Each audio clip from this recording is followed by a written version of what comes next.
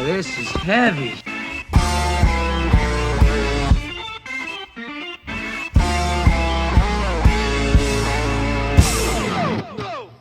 Yo, before we got started, you were talking about skate hoarders. What is this?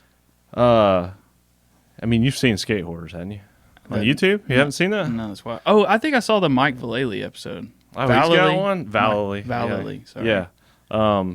It's cool, man. It's a show where basically it's exactly what it sounds like for anyone that doesn't know. It's just they go to these people's houses, usually pros or just people in the industry, and check out their collection of crap that they've just saved over the years. So I got into watching that this past week. We went to the beach, which was fun, and then that's why we didn't record an episode last week. So who I watched one with Tony Hawk, which was pretty cool. But who does it? Who makes I don't know. I think it's Transworld. Like Transworld okay. Skateboarding puts it on. Okay. But I watched the one with Tony Hawk was pretty cool. I watched the one, there's this dude that skates for Creature. Dave something. I'm drawing a blank on his name right now. I'll think of it in a second. He had a really cool episode, and then I watched Raj from Nine Club, which is what we were talking about earlier. Yes. And you said he's a really cool dude. I didn't really know much about him personally, and I still don't, but like learned a lot watching that Skate Hoarders episode. Yeah, he's kind of hearing about his collection of stuff and his behind the scenes on the whole Nine Club, and they recorded it at the Nine Club house. So the dude is standing there. Who lives at the house? I think he does. Does he? I think he does, and he was the only one in the video. But it was cool because they're standing around and they're filming him while he's just picking up stuff that he set on the table. Yeah. And the whole place is a mess. But it's crazy how small that living room is. Really? That they record in. Oh, man. Which is wild because that's the same thing. Anybody that comes over here, that's usually the number one compliment or thing that they say is like, dude, it looks so much bigger on camera. I guess that's good. So I had the idea, it'd just be for us mostly. I don't think anybody really want to watch it. Just do like a Skate Hoarders-esque episode where we talk about all the crap in this room. Because a lot of this stuff, I have a lot of memories, you know. I think this is junk I've collected throughout my lifetime. Well, that's the thing. Majority of it is yours. I could film it, but you would have to do all the talking. Yeah. It would just be something fun to do. What, just film this half of your garage? This is my just show my washer and dryer. For anybody that hasn't been over here, just show them what the set looks like, and then just talk about some of the crap that doesn't really So it'd be junk hoarders. Yeah, it would be. I would rip the title for Skate Hoarders, and I would just scratch it out. Yeah, and put like podcast hoarders or something. I don't know what I'd say. I mean, that'd be neat. Yeah, we do have a lot of junk. No, it's crazy that you brought him up because seriously, probably this goes back to TikTok. There was a video of behind the scenes of Hot Ones, and he's there, camera op / He works for Hot Ones? So I saw that and I was like, there's no way that's him. And so I looked up, he has an IMDb page. What's his name? Roger Bagley? Is that his full name? Yes. Okay. So he's worked on Hot Ones. He's worked on The Burger Show.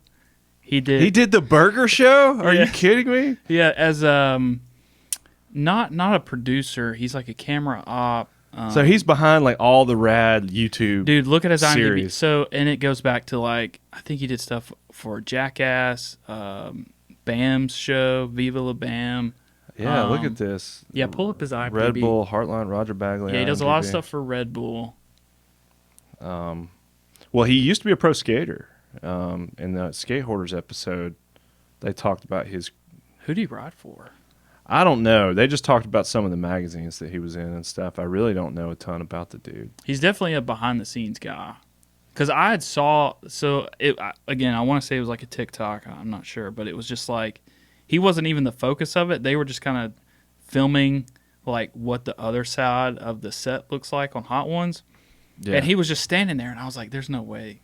There's no way. It's just him chilling? This is him chilling, hanging out. Yeah. Red Bull Heartlines, Bam's World Domination was a TV short that came out in 2010. A bunch of music videos and stuff.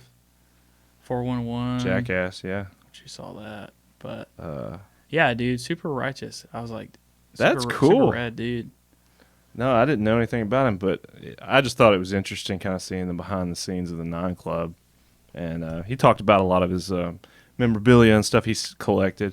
And dude, they get so much stuff mailed to him because really, yeah. So they have their PO box on the website, and so people just send them stuff all the time, and they have like millions of views every episode. What do they get? A lot of skate junk. Some of it, a lot of it, he says he just either gives away or it just goes in storage. Oh man! But then a good bit of it he keeps, and he talked about on that episode. So cool. I know they film it in like the living room setting, and I know there's like a kitchen behind them. Like it is very much an apartment. It's like a small home. Yeah, is what it looks like. I don't know. I haven't seen like a full tour of the house. I think it's an apartment. It may be. I think it is. It may be. It may be like a townhouse type deal. Maybe, I don't know. I don't know. Just on the episodes I've listened to, when guests come over and they kind of talk about finding the place and coming inside. Oh, yeah, okay. It makes it sound like it's an apartment. It's pretty cool. They just took over their house, and I don't know who lives there. I would imagine he lives there.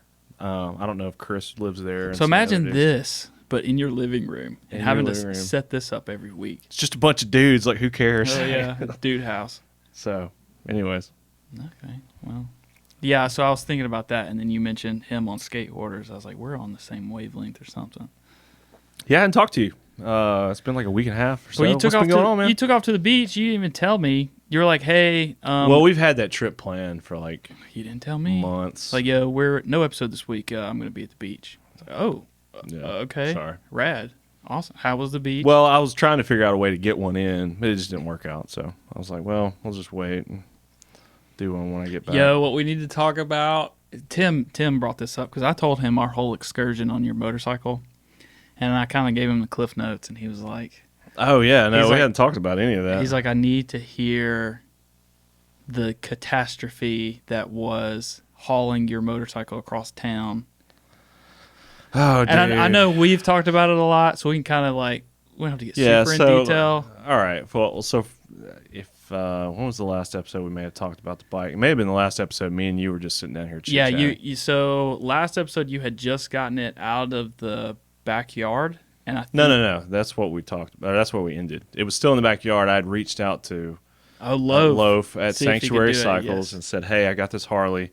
I had reached out to him back months ago, and he said, yeah, and then I kind of, slept on it and didn't get it out. But anyways, we got a winch, got this Harley that had basically just been sitting in someone's basement for however long, years and years and years, and just dry rotted to pieces, and nothing physically wrong with the bike other than it just needs to be gone through and have everything kind of new hoses, like the tires are shot. I wouldn't feel safe riding on the tires. The inside of the tank has some rust, and just a lot of the like fuel lines, brake lines, all that stuff, man, it just needs to all be swapped out. Yeah. Other than that, there's nothing major that I'm aware of as far as the bike. Knock on wood. I know on wood. Loaf's had it for like a couple weeks now, and I don't know if he's had a chance to really dive into it. There were a few other bikes that he was having to work on, so I was in line. Well, he hasn't called you being like, oh, shit. Yeah, dude. No, I haven't got that call yet. But getting it to him, we winch it out of the backyard, and my dad's friend had a trailer that he was willing to let us borrow because... okay, at this point, can we call it a trailer? You think we can still call that thing a trailer? At this point, no. It's a hunk of junk that needs to be thrown in a ditch. And yes. Never. But it was a trailer, and I should have seen the red flags. I should have seen these. But Scott says, hey, I've got a trailer. You can come over. You can borrow this. I'm like, perfect. Awesome. Need something. Dad's trailer's full of junk, and we hadn't had a chance to go to the junkyard and dump it all out.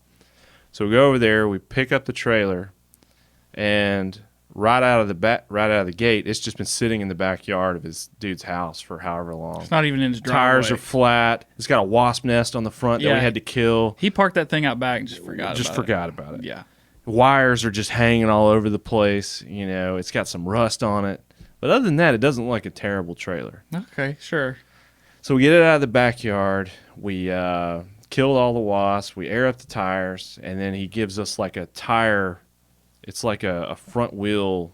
I don't know what you call it, like a chock that you put in trailer that bolts. It's not like a cycle stand. It's like a bike stand or something that holds the front wheel of like a motorcycle if you're hauling it on a trailer, on a flatbed trailer. And while we're putting that on, it bolts to the base of the trailer, like the floorboard. I was like, well, where'd you get this trailer? He was like, well, it used to be a camper. Oh. It had a camper on it. It was like either like a pop-up Like camper, a pop-up trailer? I guess. Oh, dude. So he ripped the camper off and saved the trailer and like fabbed up a gate on the back of it. Which the gate is too heavy for the trailer. Yes. And the trailer is not balanced. He's like, yeah, until you get some weight on it, it'll bounce around a lot. And it did. So we hooked the trailer up. So you're like, let me park my bike on it and haul it across town. Well, we get the trailer. It's in Trussville. We come to Birmingham. It does fine. It's loud as hell, but it doesn't, nothing bad happens. We get the bike on the trailer, and I'll put a picture of it. I think I have one somewhere.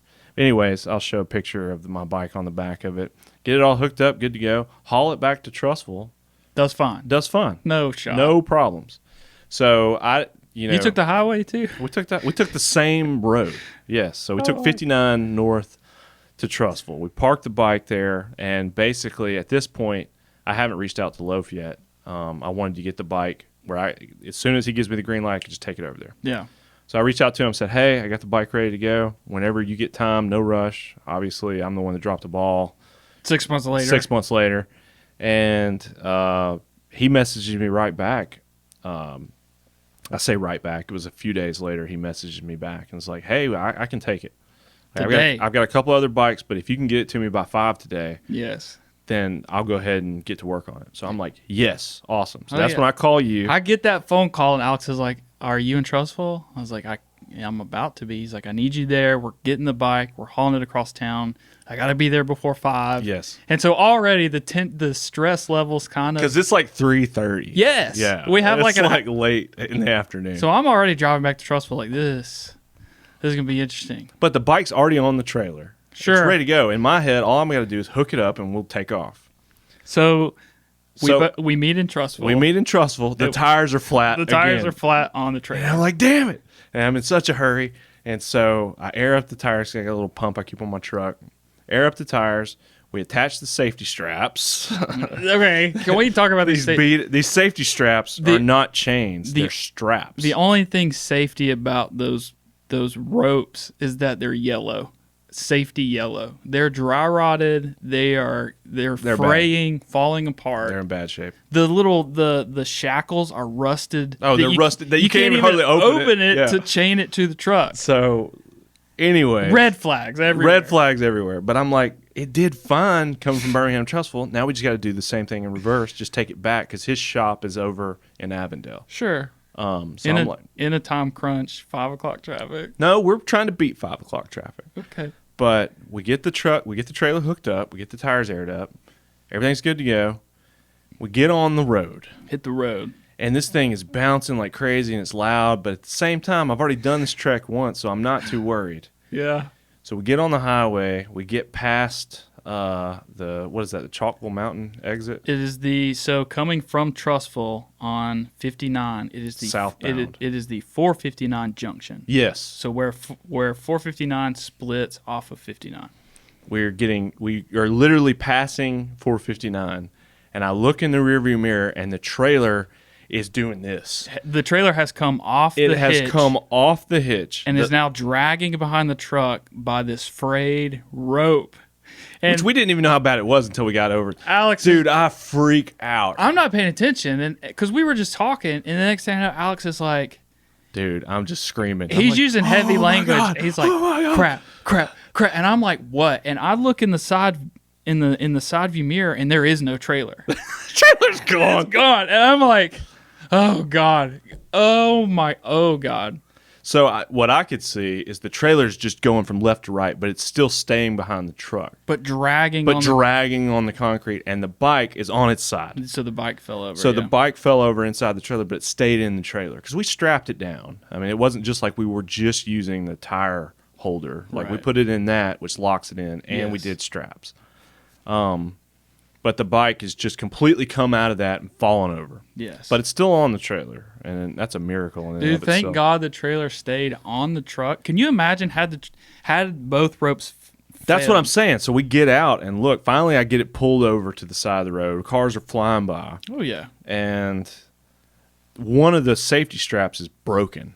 So it did fail. It did fail. Okay. So only one of the straps stayed. That's the only thing that kept that trailer from just flying down 459. Yes. With a bike. There could have been pieces of my Harley all up and down the highway. Into oncoming traffic, yes, too. Down the median. So bad. It could have been so much worse. It could have been. And that's what you were freaked. And so when we finally got off the side of the road, we kind of assessed what had happened. Big ass 18-wheelers driving by, and I'm like, dude, my nerves. I'm just like. So my thing, I was like, okay, let's get it on the ball of your truck, and then let's stand the bike back up, and then strap it down, and just kind of just take a breather and figure out. And so we get the trailer up on the ball on your hitch, and the cotter pin's gone. We realize, the locking pin is gone. And so it was just latched on, but I guess it was bouncing so much, and it was just a crappy latch that the latch popped up. Yes. That there was nothing securing it to the ball of the truck, and it just popped off. Yes. That's the only thing I can figure. So we get it on the ball, and then I jump on the trailer, stand the bike up, and luckily you have straps. I had other straps that we used to replace the safety straps. One of the safety straps. So we'll get to that. And so it's something, you're fooling with a strap while I'm holding the bike up, and you couldn't get the strap to like come loose. And I can see it in your face. You're just like, you're about to throw this strap in the oncoming traffic. And I'm just like, hey, this could have been so much worse. Like, dude, at least we still have your bike. I'm so glad you were with me. Because part of me was like, the bike's already on the trailer. All I got to do is hook it up. I can haul this to Loaf's shop. Oh, God. And then he can help me get it off the trailer. Dude. It was a miracle. Because if you'd have been like, I'm across town or I'm not. You would have gone for it I would have just went for it. I'd be like, dude, I got to get there by 5. Oh, I got to go. Thank God you were there. So we get the bike stood up. Strap back down. We get it half-ass rigged to where it won't unlatch. We had to like stick a screw through there, then use a bunch of that's what I want to talk zip ties and just random crap I had in the back of my truck to like secure it. So a Phillips head deck screw and like 15 zip ties. Then 15 zip ties for this locking pin. And then because one of the safety quote unquote straps had broken, you had used one of your tie downs as like a safety. Which was still super sketchy. Yeah, because it's like you couldn't make it too tight. You had to have slack so it could move. So the trailer could pivot. Yeah, and so I get back on the highway. We're doing like 45 miles an hour. I throw my hazards on. Yeah, 45 and then like a 75 mile an hour zone. And then we get off the highway as soon as we can. So we make it down. Whatever that is. If you're familiar with 59 coming from Trussville going towards Birmingham, we had made it past the first Centerpoint Parkway exit and made it down to the I don't know if that's first. It's like a big park over It's like the First Avenue North. Yeah. So we made it there. And but still, 45 on the interstate, and cars are just like hauling ass. Like, what the hell? Laying on the horn. What are you doing? What are these guys and doing? The lights don't work on the trailer, so I've got my hazards on. But it's not like you can't see it. It snapped. Oh, it ripped all the wires. But they didn't work anyways, I don't think. Well, because when I picked it up from they definitely don't work now. Well, when I picked it up and plugged in the thing, he was like, "Oh, I'm pretty sure those lights don't work, but you can hook them up." Another red flag. Totally should have known. But anyway. So crisis averted. We made it off the interstate. We're headed off the interstate. We're going smooth as silk. I'm calming down. You're telling me all the ways it could have been way worse. Oh, yeah. The bike, at the time, we didn't really assess the damage, but it didn't look like anything really bad had happened to the bike. And in all, we didn't get killed. We didn't kill anybody else. Yes. It was like, okay, we're good. We're good. Yes. We find the shop. We literally pull into the parking lot. We are like 100 feet from coming to a stop. Yeah.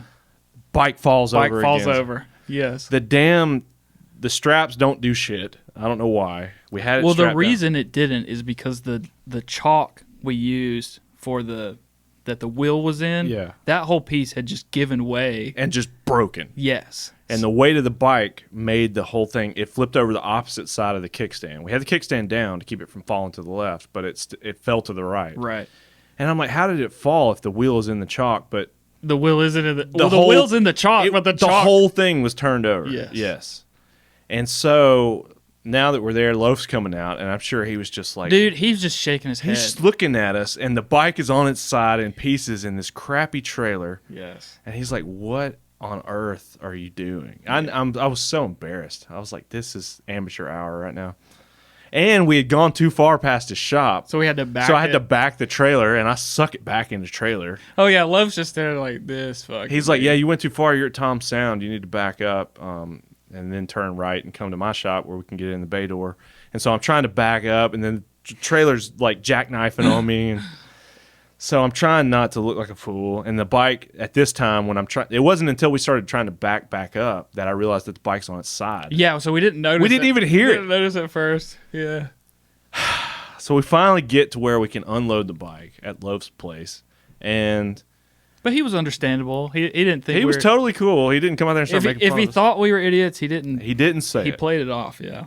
He was just like, "Oh, I see this all the time." Well, we told him like, how often does a trailer pop off the ball hitch? I was like, "Dude, I got a story for you." But then when we stand the bike up, that was the most heartbreaking thing. Is like this bike is in pristine condition. Well, until it fell, I think on the right side it's got like a 2-piece tank, like a big Fat Bob type tank, and it's like an anniversary edition bike. For anybody listening, check out the YouTube version. You can see photos of the bike. Beautiful Harley that I'm really excited to get fixed. And this tank on the right side has got 2 giant dents in it now, where at first I thought it had just gotten that from the second fall, but then I got to look and I was like, no, it fell on the angle iron of the side of the trailer. From the first time, and then it fell again. And so now it's like somebody hit it with a baseball bat, Or a crowbar. Something with a sharp 90-degree angle. And that's the one thing Loaf did say. He was like, man. He was like, damn, that's a nice tank. That is a nice tank. Yeah. And it's got 2 giant dents in it now. So if I ever get the bike running, or if Loaf ever gets the bike running, and you ever see me on it, I'm probably, unless I can find another tank to replace it, I'm probably just going to ride it like it is. And I mean, it gives it character. Well, I'm trying to think if it looks like shit. It's been a few, 2 weeks, 3 weeks? 2 weeks. It's been 2 or 3 weeks. But I don't remember it being like super bad. Well, the full weight of the bike came down on it, so it was pretty bad. It was pretty bad. My coworker who I was talking to, I was like, hey, I got dents in the motorcycle tank. He was like, oh, my buddy works on bikes all the time. Let me pick his brain on how to get a dent out. And his buddy told him to tell me to fill it with water and freeze it. So that's like real. He wasn't just like making stuff up. No. He was like, yeah, my buddy said fill it up with water and put it in a deep freeze and freeze it. The water will expand on the inside and pop the dents out. You think it's enough? I'm afraid it would burst in other places. Like, it would just crack the tank. I don't know how bad. I didn't see how bad the rust was on the inside. That'd be a Loaf question for you. I don't know. I'm not. Yo, Loaf, you want to fill that tank with water and throw it in deep freeze? Is that a thing you can do? No I don't know. I've never heard of that. I've never heard of that either. And it kind of makes sense, but at the same time, I'm like, I feel like I would do more damage trying to fix the tank dents versus just leaving it alone. So, yeah, I would say if you were already on the course of wanting to buy a new tank to replace it, then it would be worth a shot. See, I could go to like a swap meet or something, and I might be able to find another tank. And it may not be as hard to find a tank. Then you would need to paint it and get your colors right. If I could just get it flat black like the other side. Is it black? I thought it was blue. Or it's kind of like It's like a dark. It's like a dark blue black. Yeah. It may not look perfect. It wouldn't have the graphics, obviously, because it's got like that cool Harley logo. Yeah. But I'd have it on one side and then just have the other side just be a black look like tank. A junk tank? Look like you pieced it together. It looked like it's going to look like an old... But the style of the bike, man, is so cool. Like the way it's... I know we talked about it on the last podcast me and you did together, but it's such a rad-looking bike, just stock. And I told Loaf, I don't want to do anything crazy. I'm not trying to create a chopper out of it. I mean, it already looks like a chopper, in my opinion. Yeah, it looks rad. I just want to get it rideable. That's what got me into bikes. Like, you and Dad have always ridden motorcycles my whole life. Or Dad has, our whole lives. And then you guys did...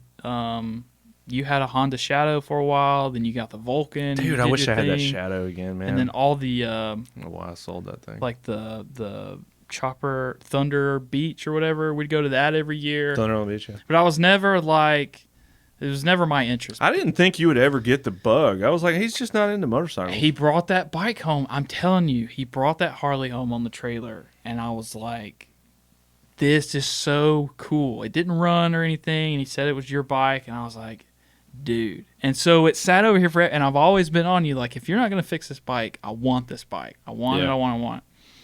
So you got the bug. You're like, you're going to fix it. And then so I kind of reached out and was like, well, if you're doing this, what are you doing? Yeah, so I had a Vulcan bike that I had created. We kind of bobbed out, did like a bobber style bike out of now, that. Is it because there's different styles? You got bobber, you got rat bikes, I don't know. You got brat bikes. I can't.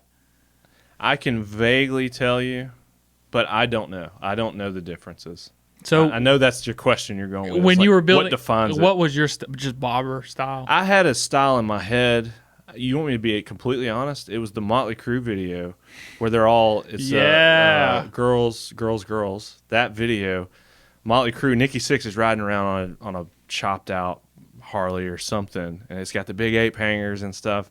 And in my head, I wanted to recreate that bike or something similar. I want to be that guy. I wanted to be Nikki Sixx. That's what it was. Yeah.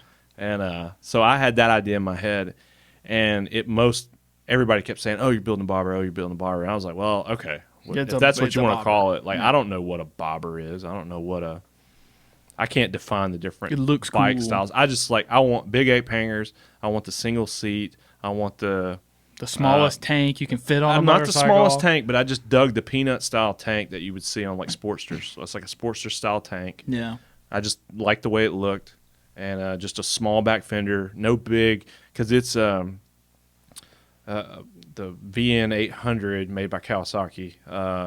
It's a Softail, and so we had to engineer a rear fender that made it look like a hardtail, but actually it moved independently with the back wheel. So it wasn't like a solid fender that you could ride a passenger on. Right. Well, that's so I've taken over the bike. I've since taken over, and what was gonna be just like, hey, change the carburetor and just let me ride. Well, I knew you had always said, "Hey, I don't like the apes. Like, I want to take that. I don't like those. I want some lower."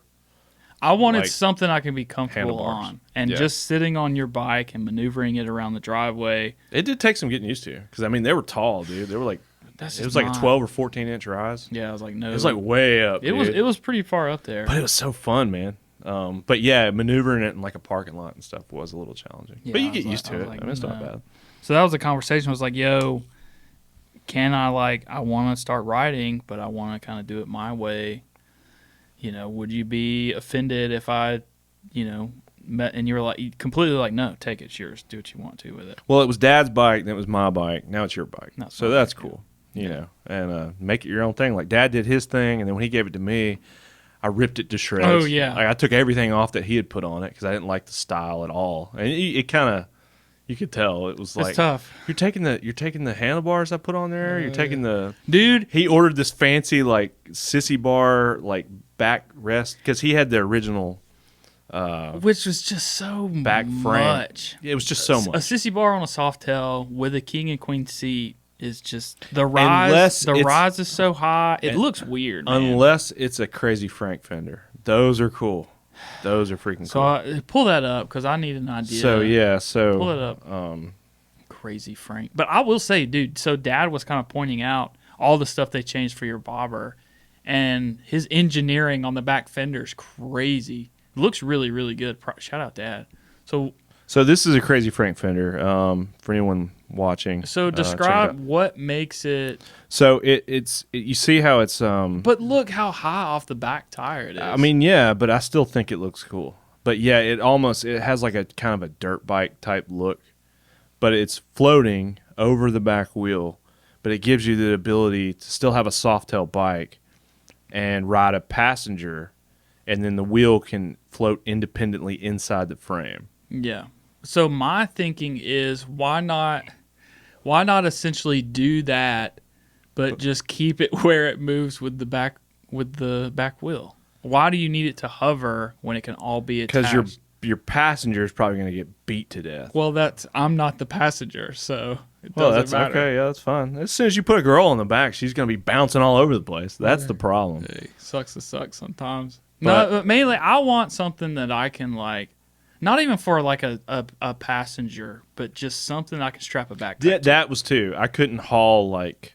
I didn't take any like long trips on it. I did take a trip to the beach with my friend Randy once, but that was before we like chopped it out, and it still had the original fender on it that had a back seat that you could put like, gear and luggage. We still have, but man, so yeah, it looks weird. I mean, there's definitely some freaking weird bikes. I mean, people do stuff that's not cool. So that was me. I was like, okay, well, I want to put different bars on it, which I did. And I got all the parts to fix the carb. And that was it, really. But then I got to looking at it, and I was like, you just snowballs. And then parts for the bike is so cheap. It's like, why not? And Dad's on me. He's like, well, if you're going to do it, you might as well do it now. Since let me taken apart. Let me pull up a photo because it was cool. You texted me a couple of pictures. Photos, yeah. So I ended up buying a different tank. Oh, we're going to get into that, too. What you just scrolled past. We're going to get into that.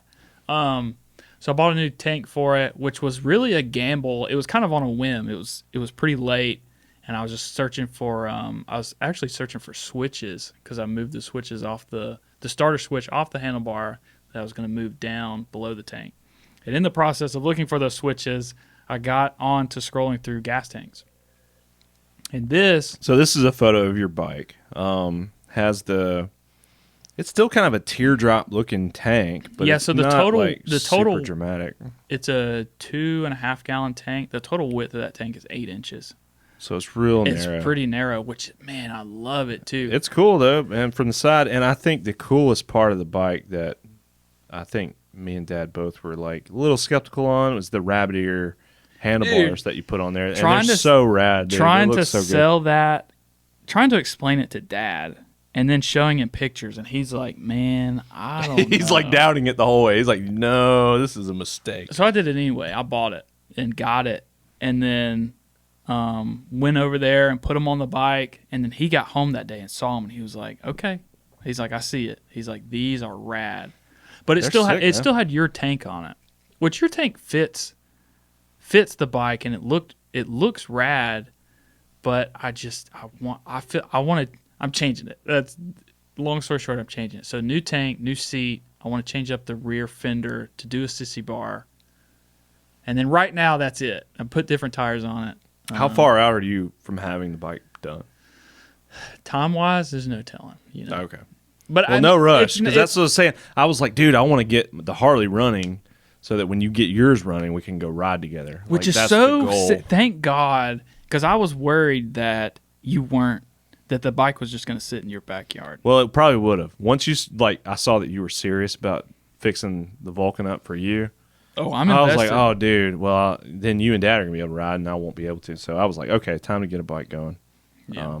So rad. This works out great, actually. So the new tank, motorcycles, dude. But so now I have to fix all the fab work you guys did when you modified it. Yeah, I was curious how you were going to make the tank fit on that frame without having to weld new tabs and stuff. So I need to grind off all the mounting points that you guys did for your tank.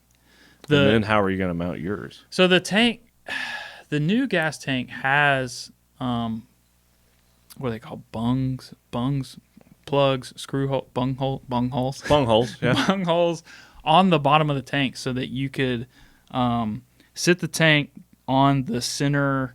Like the spine of the spine, yes. And then you could actually bolt like a mounting system that goes underneath the spine and like sandwiches it to the spine of the tank. Like a U-bolt type deal or something. But it also came with tabs that you can weld to the tank, and then with the tank, drill holes through the tabs and then put new bungs in the spine of the bike and then screw it, mount it that way.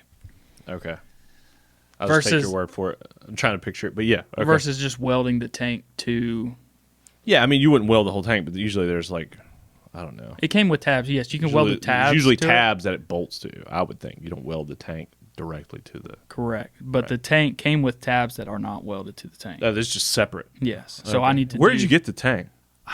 Man, good question. I probably bought it from Lowbrow. Where'd you get the handlebars? I think I got those from Lowbrow too. So shout out Lowbrow Customs. That's they're cool. Okay. So yeah, shout out Lowbrow because they had the tank was on sale, and then I also had a 30% off coupon, and so the tank was less than $100. The tank was cheaper than the handlebars. Dang. And the handlebars is not much. Well, it's just raw steel. I mean, you still have to get it powder coated or painted or do something with it, right? Yeah, so I got to figure that out. I mean, just spray paint it. Yeah, okay. Just prime it and paint it. Yeah. It'd look cool, dude. Yeah, well, that's the thing about the Vulcan. So you guys went all flat black. There's no gloss or... Yeah, I was kind of just like, I want to keep it simple, and so we powder coated everything. Is it powder coated or is it the Home Depot?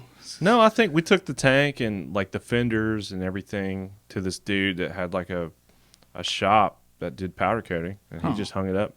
And I don't know how, I don't exactly know how powder coating works, but it's like they electrify it and then the atoms jump to it. Yeah, they did it with magnetism. They did it with my science, roof rack. dude. I don't know. I don't remember. Yeah. But then it's like more durable than just like a regular paint job, to my understanding. But I feel like you still need to put a gloss. You need to put a not a gloss, like for your tank especially, you put a coating on it so if you drip gas on it, it doesn't strip. No. That's what I'm saying. Yeah. So when we did the powder coat, I would get gas on it all the time. What? It wouldn't do anything. And it wasn't like, what do you call it, sealed or whatever? I mean, it would just dry. It's like dropping gas on a lawnmower. I mean, it doesn't just peel the paint, or peel the, in this case, the powder coating. I don't know. That tank was pretty resilient because I remember I hauled my skateboard on the back of it once and I scratched the back fender. Yeah. How? I jammed it in there. You do not have a sissy bar. I don't have a sissy bar, but I rigged up a way where I kind of jammed it in between the seat and the back fender. Oh my god! And I wrote it to Haints had it was like a big open house thing, something they were doing. It was maybe a mini swap meet or something. And I rode over there and met Randy, and I know that at the time where the dojo was, the second dojo, they had a little mini skate park across the street. And I was like, dude, if I go over there, we may skate some. So I wanted to take my board. Yeah. And so I don't know what I did exactly, but I rigged it up in a way that it stayed on. And I rode it from Trussville to Birmingham. Oh, my God. But the grip tape was rubbing on the fender, and it scratched the back fender. So if you look at it, you'll see that there's a part where it's scratched up. I haven't seen that. It's not bad. I didn't care. But, yeah. Anyways. Yeah, so that's the plan. It just snowballed into, but it's nothing that's hard.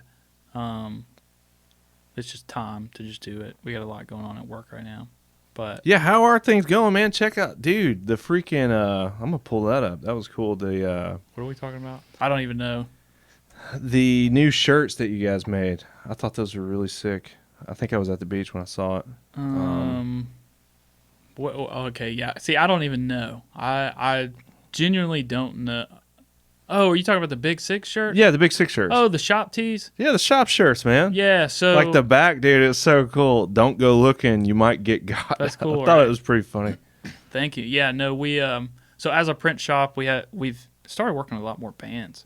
Well, I called you earlier. I was like, hey, man, we're going to line up a podcast this afternoon. And you're like, dude, I'm right in the middle of a giant quote. Yes. Like, I'll call you later. Yes, so we have a lot of bands come through, and it's...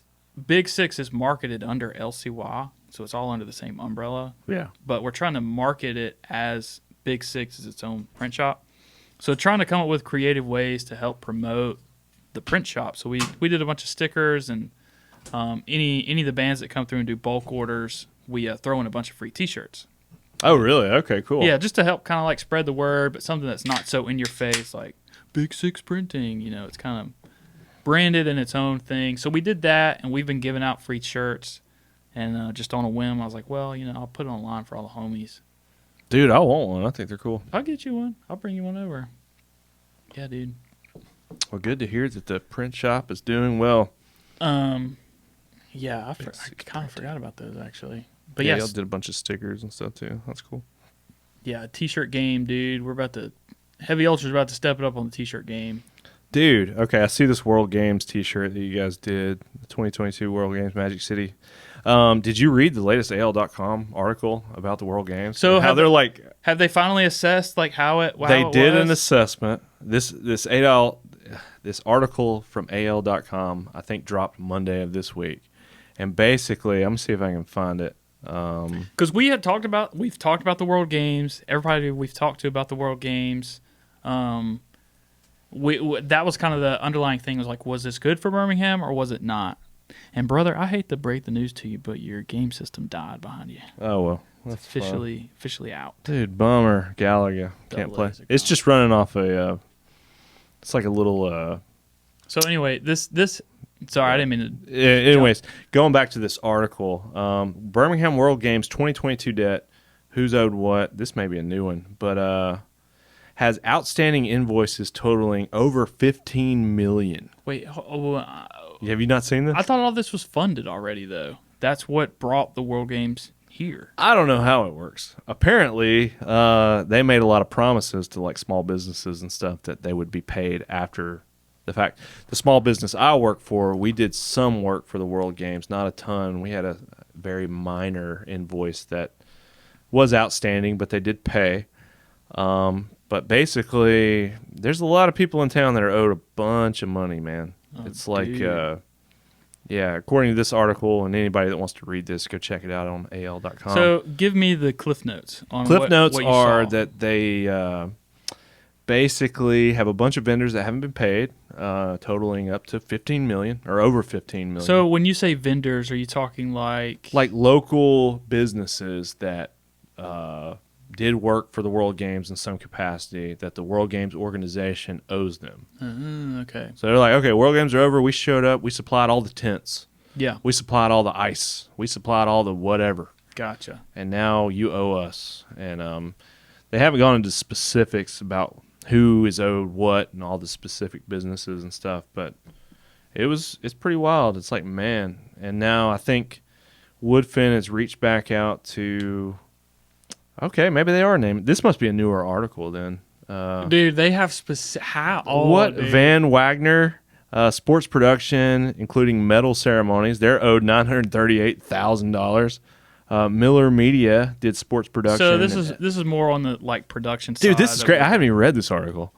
So yeah, Miller Media, for example, they provided the LED walls and signage. They're owed $878,000. Thompson Tractor. They provided a bunch of generators. They're owed $676,000. In addition, 53 companies involved in the production of the opening and closing ceremonies are listed together as being owed a total of $1.7 million. Dude, that's crazy. Dude, that's nuts. Smokes. So I've always written, not to interrupt you, but I've always heard that cities that host big events like the Olympics and stuff, it's actually not profitable. Yeah. You lose money. You get the exposure. But I thought... But I don't know. Correct me if I'm wrong. Leave a comment if I'm missing something. Because they had to bid on the World Games, right? And then they got it.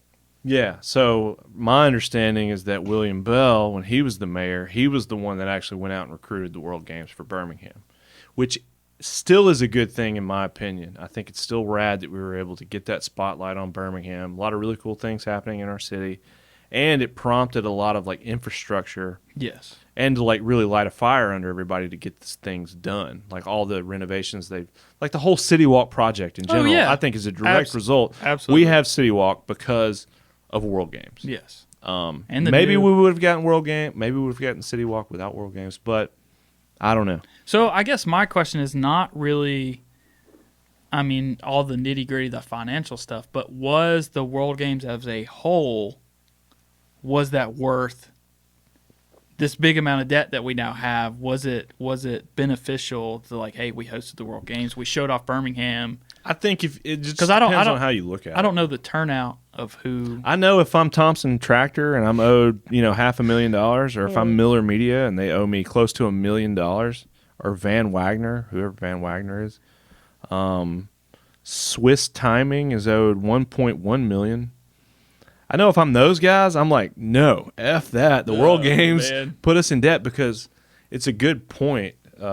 that my coworker made that we were talking. It's like a lot of small businesses, could potentially lose like a lot, if they don't get paid these outstanding invoices and stuff. Like we're a small company, and our invoice was very minuscule compared to some of these other big numbers that I just read off. But they paid us, and basically the president of the World Games Association or whatever, World Games CEO Nick Sellers would not comment on the list other than to confirm the differences in the amount of outstanding invoices. But in the previous article I read, he was like, we definitely plan to pay, in a nutshell, we plan to pay everybody. We're going to pay everybody. It's going to happen.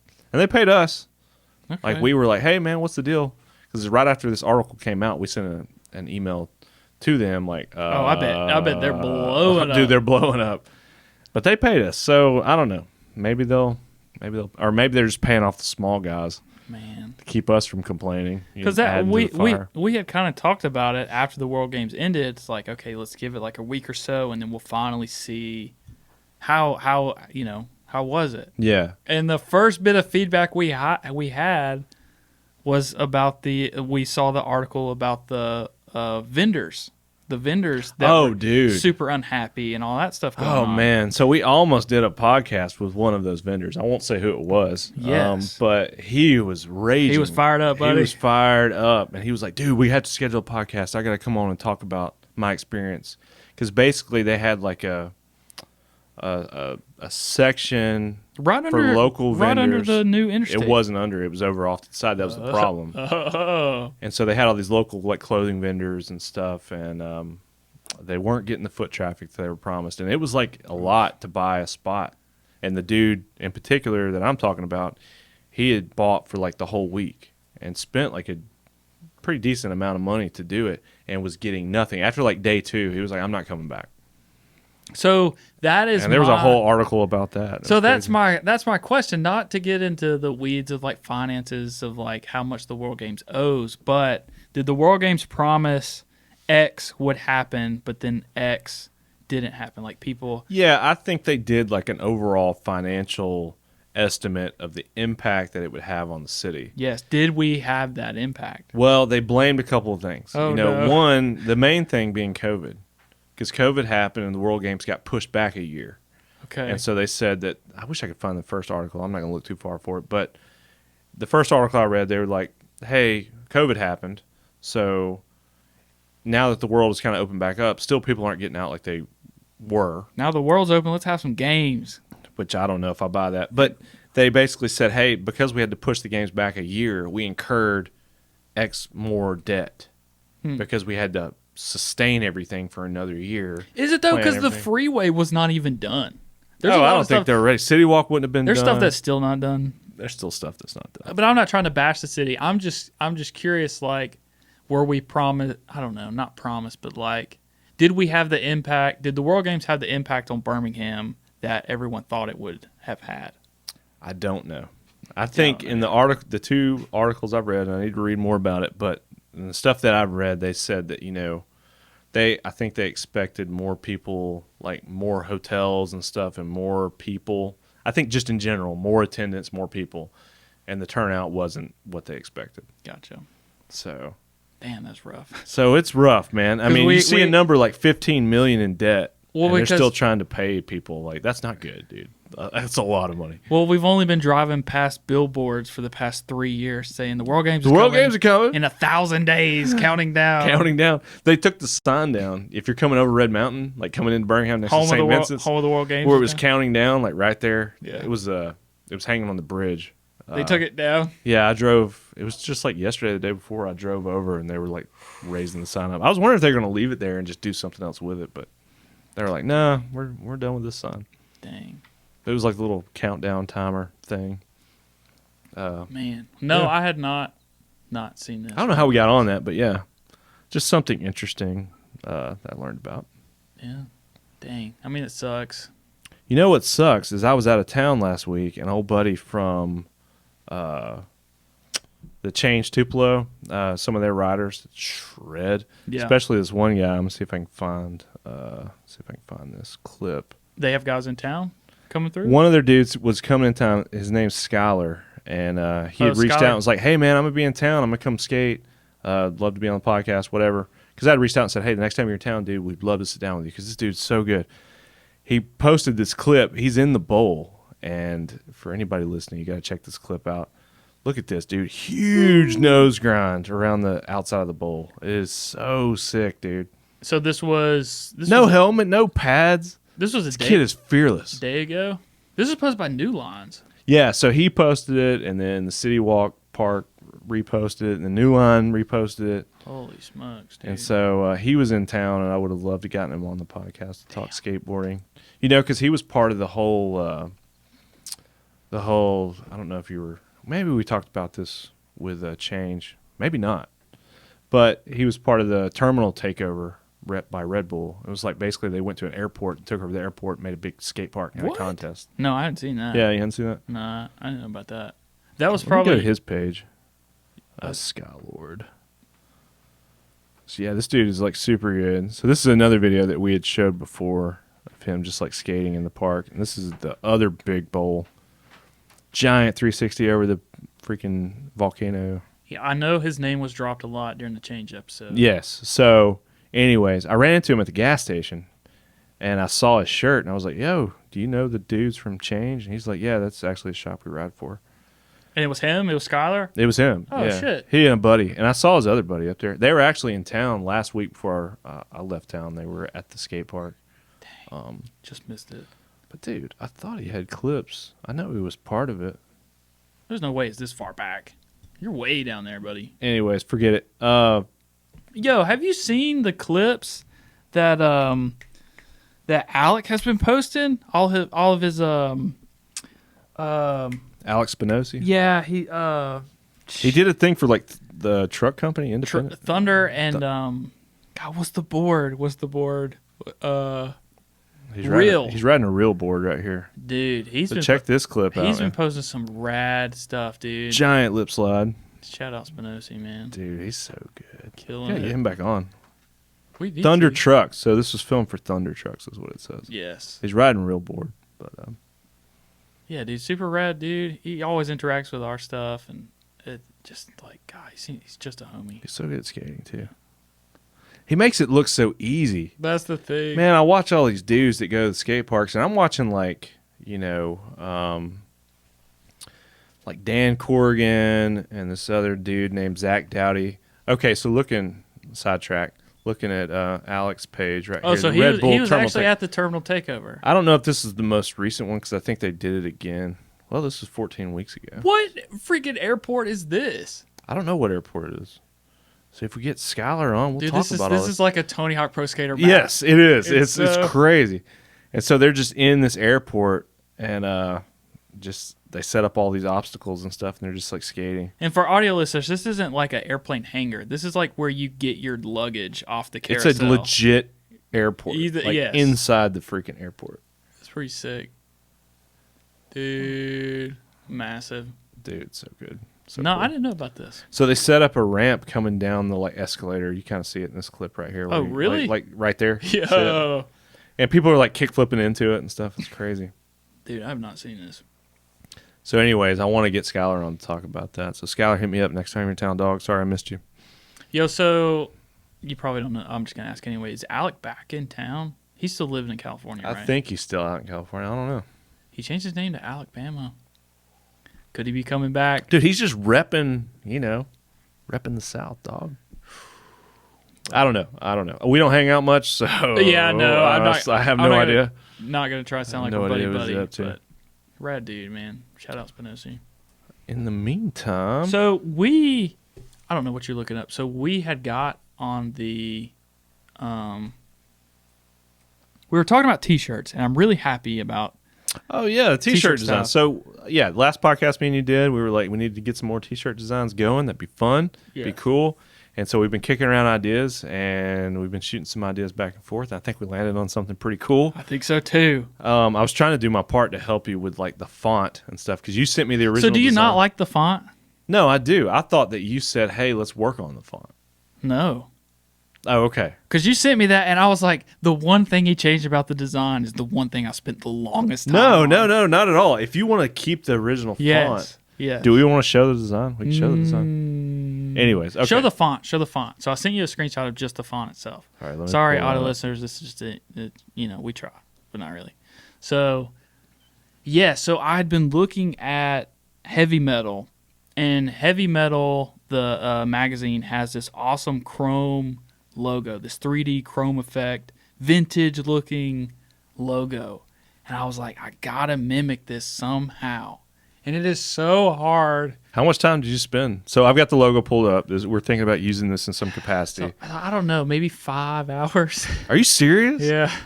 Dude, to figure out the 3D effect, to figure out the chrome effect, to get the gradient, the gradient to where right. It looks like the light's hitting it. Yes, and to get all the shimmers right. Yes, this took longer than I'd like to admit. Because I mean I know some Photoshop stuff, but this is like way. You did all this in Photoshop. Yeah, this is all. Do you ever use Illustrator anymore, or is it just strictly Photoshop? Yeah, okay. No, I use Illustrator from when I export Photoshop files into Illustrator to then print, because Illustrator has a better print profile than Photoshop does. That's about it. Yeah, this is all Photoshop, and so I had made this, and I was like, well, then what? And you should have seen the different variations I went through to get to. Well, I didn't mean to shit all over your logo design. I don't know. I thought in the text messages. Let me pull this up. I thought you had said something like, "Hey, mimic the metal chrome effect. We can play with different fonts. Yeah." Shapes, colors, and warp effects. So that's when I fired back and came at you with. You sent me that. Some and I was other like, designs. I was like, no, dude. So. Yeah, but no, if you like the way it looks as is, which I do, this new T-shirt design we're working on, we'll be dropping soon. I'm good to greenlight it, and let's just go for it. Okay, perfect. Because essentially, what I've done to make the 3D chrome effect, I now have saved as a preset. So because you can apply. Well, you said you should. I can apply it with all kinds of stuff. Yeah, and tweak it. So yeah, we could see a merch or new branding or whatever. No, I think it's rad. I think so too. My question is, the design that I sent you, do you think we could do anything with this? I mean, yeah, why not? So, I don't know.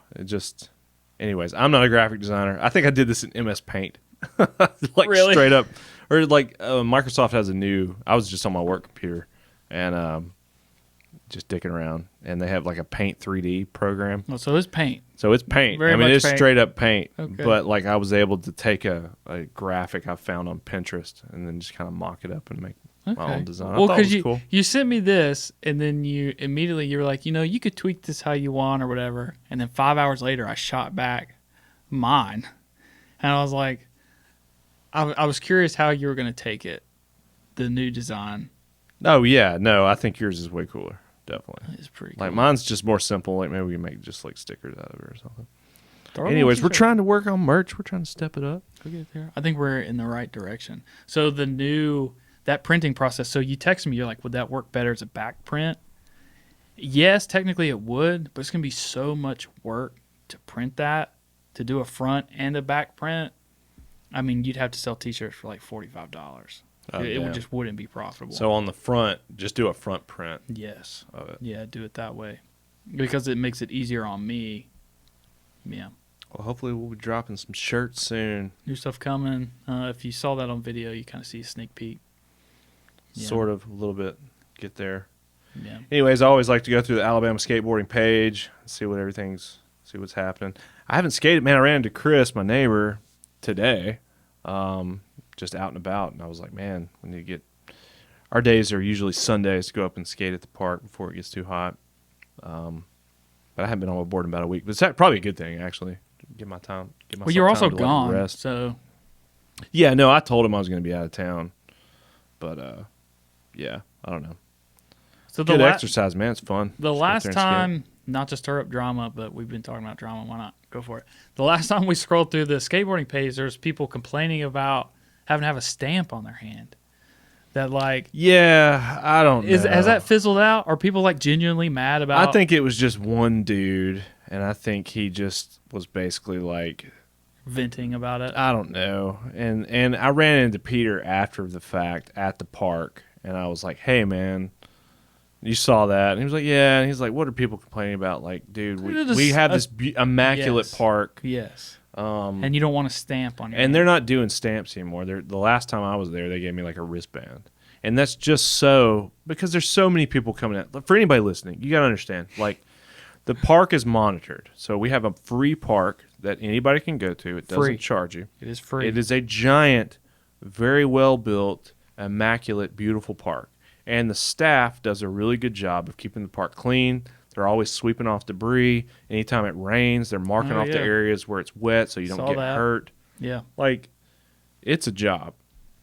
And they just have to monitor who's coming in and out. It's not a 24-hour park like Louisville or some of the other big parks where you can just go there all the time, which I know a lot of people would like to see. But there's benefits to having staff there that keep the park clean, keep it, looking good and stuff. It's awesome. It's beautiful.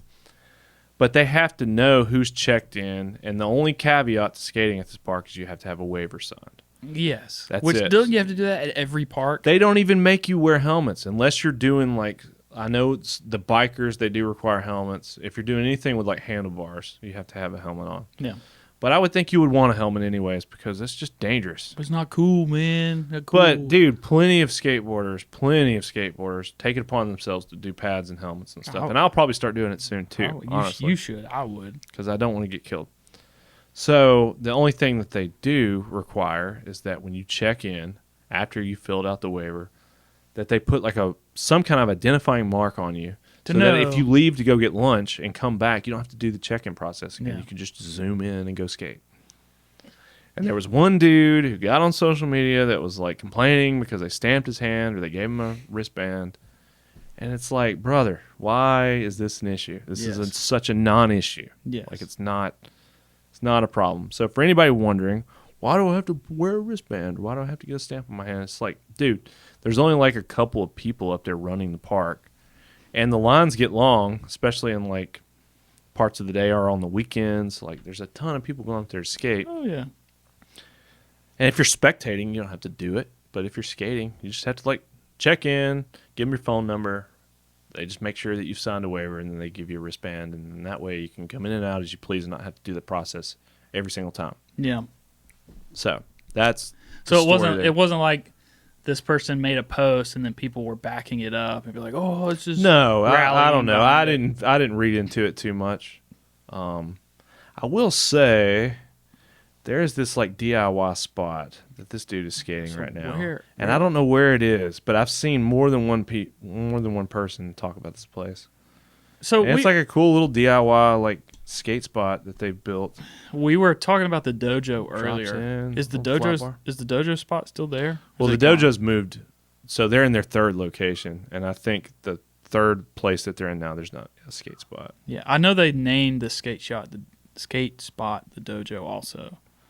It may still be there. I mean, there may be still be. I know they had a bunch of ramps and stuff set up. I don't know. This looks like it's out in the woods somewhere. Yeah, I don't know where this is. And this is like somebody's land. Had an absolute blast at Creekside DIY yesterday. I will definitely be going back. Wait, so click on that hashtag. So shout out Corey. It says hashtag Creekside DIY. What is Creekside DIY? Where's that go? 22 posts in this group. Yeah, scroll through. I'm just curious if it gives any kind of indicator where this is located. I don't know. Somebody will message us and be like, "Oh, I can take you there." Yeah. But yeah, just looks like some dudes built a rat spot out in the middle of the woods, and I actually see this dude at the skate park a lot, and he's actually really good.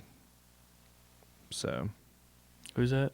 We name drop anything? I don't know who he is. I know Bill Harris. Reach out. Posted it. Reach out. I see Bill a lot. He's a really nice guy. Bill. He shreds. Bill. Yeah, man. Skateboarding. Cool. It is cool, man. Need to get back into skateboarding. Dude, you got to come to the skate park, man. Come hang out. You hit me up on like the worst days to go to the skate park. Well, I'm going to the skate park. My day has usually been Sundays. I go in the morning early. I get there right at 9 o'clock right when they open so I can skate. It's usually not very crowded. And then I'll skate for a few hours. And then once it starts to get like crowded, that's when I leave. Yeah. Okay. Because it's just less likely that I'll get killed by some dude. Or less likely that you'll fall and somebody will see you. Yeah, that too. I took my GoPro up there 2 weeks ago and filmed a little bit. The footage was lame. I was like, I'm not posting this. It felt so much cooler when I was. It always does. And then I looked at it when I got home, and I was like, "Oh, this sucks. This isn't cool at all." Man. But it's fun to just go up there and like, I don't know, hit the pump track and like skate the little mini ramp and land kick flips. Did a kick flip last time. Feeling pretty good about that. Show up in my Reeboks or my just my Red the Wings. pump track alone is worth going. It's like it's low impact. You don't even have to. If you can ride a skateboard, you can ride the pump track. It's so fun. And then once you kind of get in the groove of like keeping your momentum, it's so fun, and it's like good cardio, and it's a blast. I'm actually kind of jealous. I've seen other videos that New Line's posted of other pump tracks that they built in other skate parks that are way bigger. Mm-hmm. And like, I love our track. I love our park. Don't even. It's like, I want to go hit like there's other skate parks, like basically the majority of the park is one big pump track. Oh. So you can just like ride it, and there's multiple ways to hit it. Like there's lanes, I guess, if you will. Oh, wow. And it's just like, people are just like, I don't know, it looks so cool. Okay. So ours is small compared to like other pump tracks. But I mean, at scale to everything else that we have. Oh yeah, I mean, we still have a giant park, so it's cool. But yeah, anybody listening, check out Alabama Skateboarding on Facebook if you're on Facebook. This dude posted. He said he found some. There was a skate contest in Gadsden in 1978, and he started digging and was able to find like some info about it. It's like, what? How do you just come across this? Like, where was it? When I found out there was a skate park in Gadsden at one time, apparently. Huh. And he posted this clip of like the winners from. So apparently they had like freestyle pool, half pipe session. Who archives this stuff? I don't know. You know, I ran into one of the admins behind this page, Chris Solomon here. He was like, dude, there's a lot of like old school skaters here in Alabama you should talk to on your podcast. It'd be really cool. I mean, yeah, we got a lot of history here. This dude kickflips up on the box. That's pretty cool. I can like barely ollie up on that box, but I'll take it. So, hey, well, it counts. But yeah, man, I like to zoom through here every now and then and just kind of see what's going on. Yeah, it's pretty cool. It's a pretty cool like community. Well, what else has been going on in your life, man? I mean, I was gonna say that's about it for me this week. Kind of nailed it. I got a bunch of business to. Oh no, I'm not done. So I brought you the Anthony Bourdain book. Yeah, so you've been reading a lot, which I'm impressed with because I'm like, thanks. What does that mean? It means like I need to read. Oh, you're reading more. You read good. Good job, Zach. You read real good. Shut up. No, so I brought you the Anthony Bourdain book, but I also brought you back Rich Dad Poor Dad. Did you finish it? I finished it. Did you gain any new insights from it? Yes, and a lot of it, shockingly, is just common sense. Okay. And a lot of stuff is just, man, I really want to talk about this, but this could go on for a little bit, so we can save it. No, go ahead. So it talks a lot about finances and just like being smart with your money more than just putting it in a savings account. Yeah, doing stuff with it. Which I knew about, but I've never implemented it. I've always had an incredible savings account, but I've never done anything with it, just sat in that account. And then when I left the AV company and then took 4 years off and just lived on my savings, burned through all of it. What a mistake. What a mistake. It's all gone. I mean, it's good because it put me in a position I'm in today where Tim you started a new business. And I now You're own doing the cool business. Stuff, yeah. But dude, it really hits you in the face when you run numbers of like, had I invested when I was 25 or 22 or 20, the significant difference it makes versus investing today. At 30. Yes. Yeah. It's crazy. And compounding interest and all that stuff. It's crazy. But that's the thing. I just never knew. So that's what I was going to do. What do I do with it? So shout out Mom and Dad. They've always pointed us in the right direction and been very open of like, do what you want to do in life. But we've never had like a financial talk of like sitting down of like, you need to invest your money or you need to do this with your money. It's like, don't blow it on drugs and don't get girls pregnant. Yeah. Like, don't go to jail. That's kind of like where we were steered. But like, hey, we never did any of those things. So reading Rich Dad Poor Dad, he points out a lot of like, to me, common sense stuff now that I'm older. but stuff that I wouldn't have thought about doing when I was 18 or 20 years old, of like putting money back, investing. So this whole conversation goes into like real estate and investment properties. So you about to invest in something? No. No. I'm not gonna actually apply these principles. I'm just gonna lock them, core them. We as a team are going to apply these, but not right now today. Okay, that's what I'm saying. Okay, but you've got plans in place. I think you and I. So you need to finish the book. You handed the book over to me without finishing it, and I think the whole dude talks a lot, and he says many times, I don't say this to try and brag, but he has a lot of like life stories that it's like, okay, I get the point. Like, you gotta move over. You did good. You did well. Yes, but he has a lot of key stuff that, again, it's like common sense, but it's like somebody just needs to tell you, and then you're like, oh, duh, yeah, do that. And so I suggest that you finish the book, and then us as a team sit down and talk about the book, talk about different ideas that we have, and then implement on those ideas. Okay. And have this be an active, common conversation that you and I have. Because we had joked around like, man, McCown Brothers needs to start a corporation and start funding and be financially independent. Yeah. And knowing us and where we sit in our lives right now, we can do it. But I need that support system to give me ideas that I'm not thinking of and when to tell me, hey, this is not a good idea. Right. I think we can do it. And then we'll talk about it on our podcast. Yes. This will become a financial podcast. Well, no, not that far, but just finish the book because he has a lot of great points to it. So the book we're talking about is a book called Rich Dad, Poor Dad. Yes. Zach talks it's about. What everybody. It's a financial book that you listen to any finance podcast or you just Google about finance, his book shows up. Yeah, it's like one of the best-selling financial. And shout out to Realtor Blake Schultz, who we had on the podcast, and yes, he kind of opened our eyes to like. So I brought the book back. Really cool, dude. Hey, shout out. I brought the book back to you because I want the list of books that he gave you to read. Yes. So there is another book. Well, he told me that book to read first, and then I'll dig through my text. There's another book. He said, hey, after you finish this, pick this up.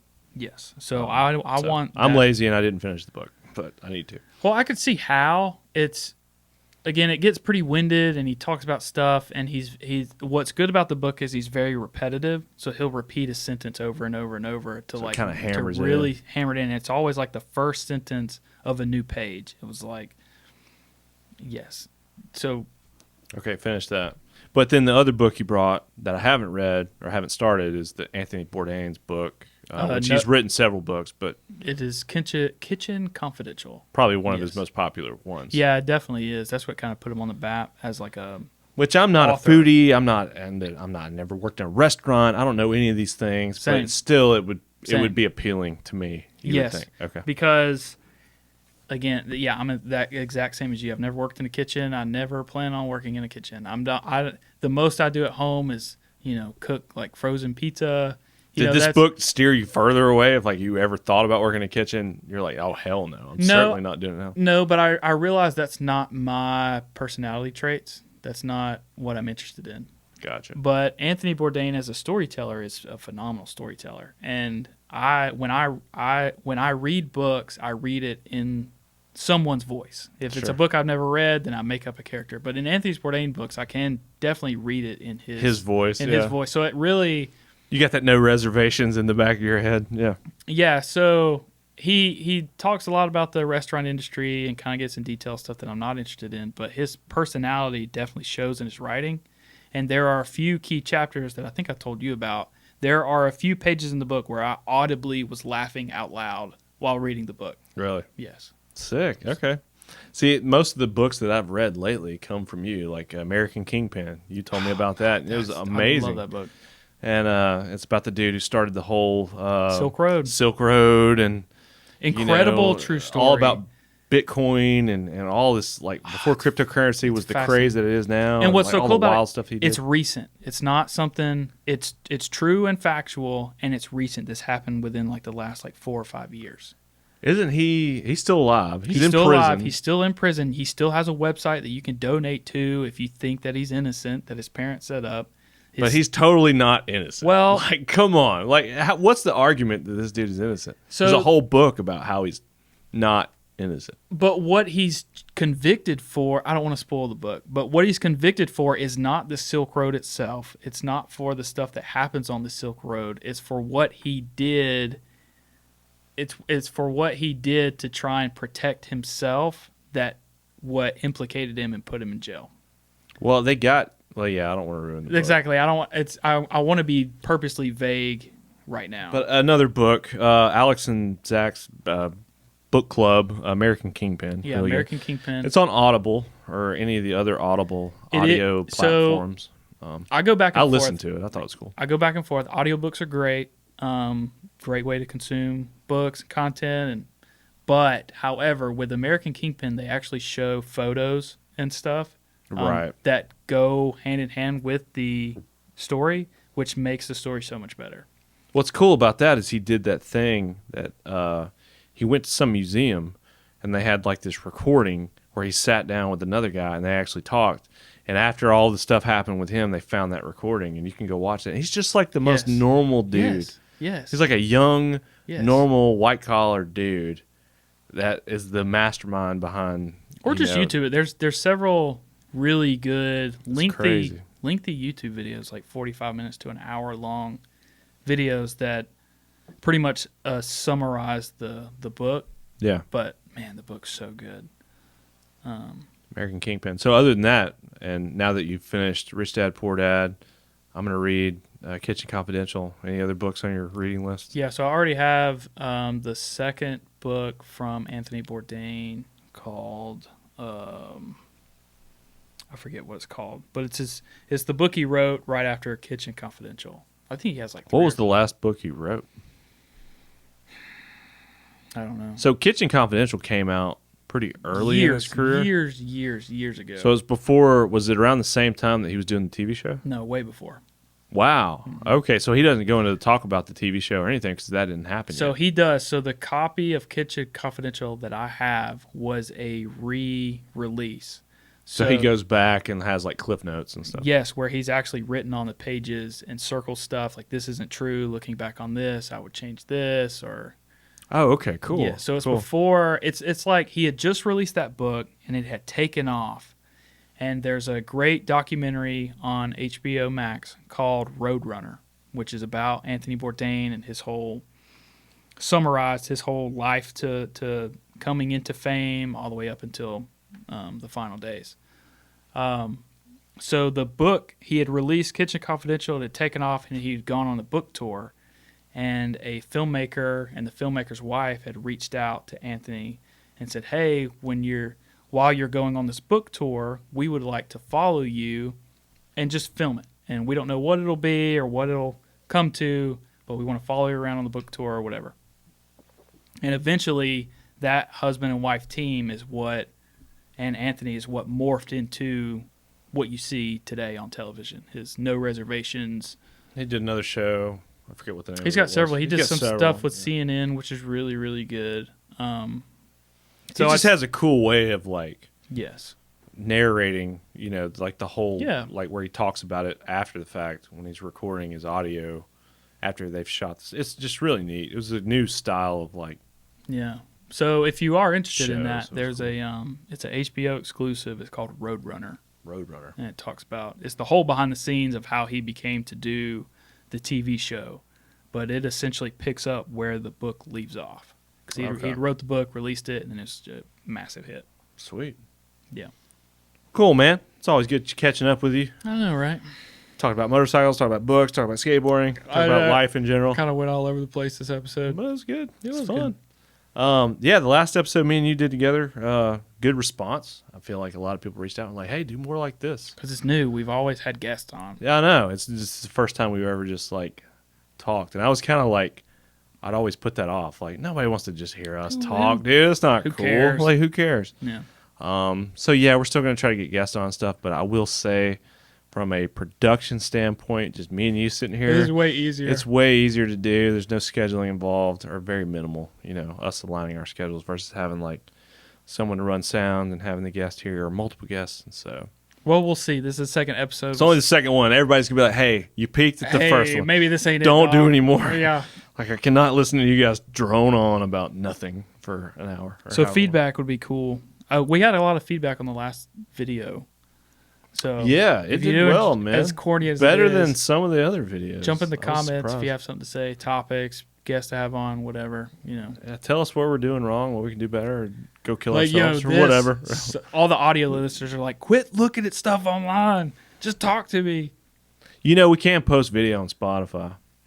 Like actual videos? Actual video. Just like we got through Anchor recently, it shared a thing and it said, hey, you can post. But I thought that meant just video formats that they convert into audio. So you could still listen to it. So as far as some of the video/audio podcasts I listen to on Spotify. But Spotify in particular. Exactly. But I think a lot of people are on Apple Podcasts. Yeah, so it's still... I'm just saying, it's another way we could branch out. We could post the video and audio specifically to Spotify and have it on Spotify and YouTube for any of the... I think most of our listeners, though, are on Apple Podcasts. That's a lot of work. Well, not really, because the video's done. Instead of just sharing the audio only, I would just share the video and audio. No, but then I'd have to share the... Yeah, it would share the same audio to the other platforms. I don't know. Anybody out there, other podcasters, y'all doing this stuff? Hit us up, man. Tell us how we can improve. Yeah. We're always trying to connect. All right, I'm just going to end now. This was rad, brother. I'll see you next week. Cool. Bye. Bye.